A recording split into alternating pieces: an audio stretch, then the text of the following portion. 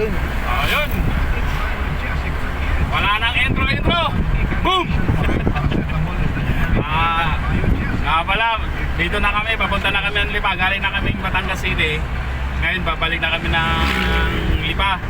Isang drop na lang kami, mga idol.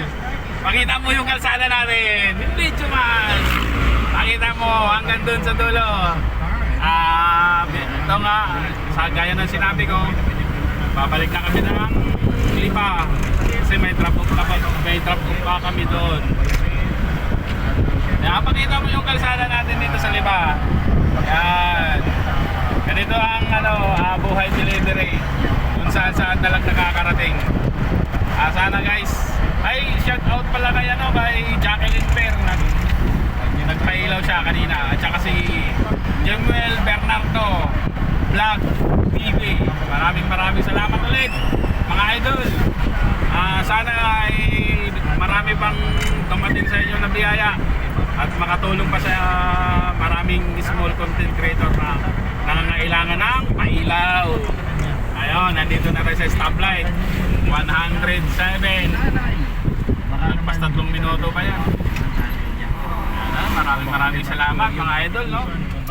Hindi ko bali pagka ako naman ang makalugar-lugar ako naman ang babawi sa inyo. Isang bultong star. Yun, maraming salamat idol, no? Wala pa sahod, matagal pa, katapusan pa. Kaya yung naghahawak ng cellphone, follow nyo naman yan.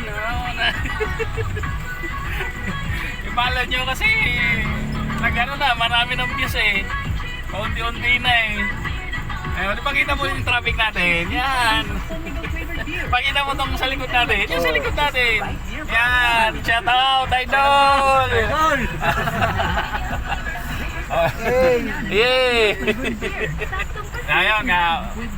Maraming salamat yung mga nanonood ng video natin nakakarating sa ibang bansa, sa Jeddah, sa Italy, sa US, saan man kayo lupalok, mag-iingat kayo dyan. Lalo sa Middle East ngayon, may giyera ngayon, mag-iingat kayo dyan. Ayun, sana suportahan niyo kami sa aming ginagawang content. Sana dumami na rin yung followers natin para pagdating ng August makahabol tayo sa monetization ni Mita para naman makaangat-angat na. Marami namang nangangarap, sabihin na natin at least prank ka tayo, okay? Kaya mga idol,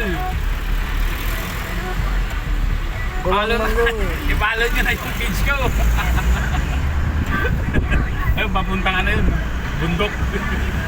Kaya yung content creator na ganito na yung content, pag duman sa wall nyo, paki-like and share na lang, paki-follow na lang ko sa page ko, Jefe Fernan. Ayan mga idol, ipakita yung kalsada natin ulit.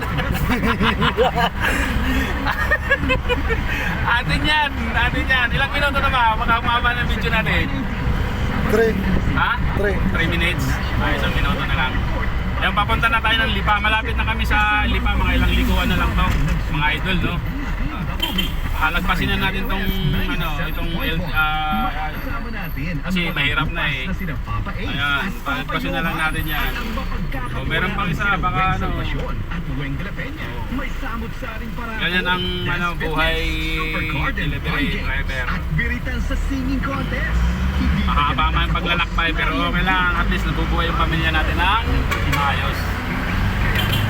Pakita ulit natin yung sa kanto, kahit ganyan man lang sana yung ipapakita natin sa mga viewers natin para naman nakikita nila yung kahitsura ng Batangas, yung hindi pare sa Batangas makikita nila yan, ganito pala yun. Kahit pa paano nagkakaroon sila ng informasyon, sabi nga, ika nga nila. Nasa pala tayo, San Jose, Batangas. Signalit pala ako, hindi ko alam.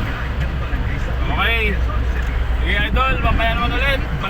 Pag-pauwi namin, magpo-content ulit kami ng ganito doon sa pupuntahan namin mamaya, doon sa Lipa City sa proper. Kaso lang mahirap mag doon kasi traffic. Tsaka yung parkingan doon masikip.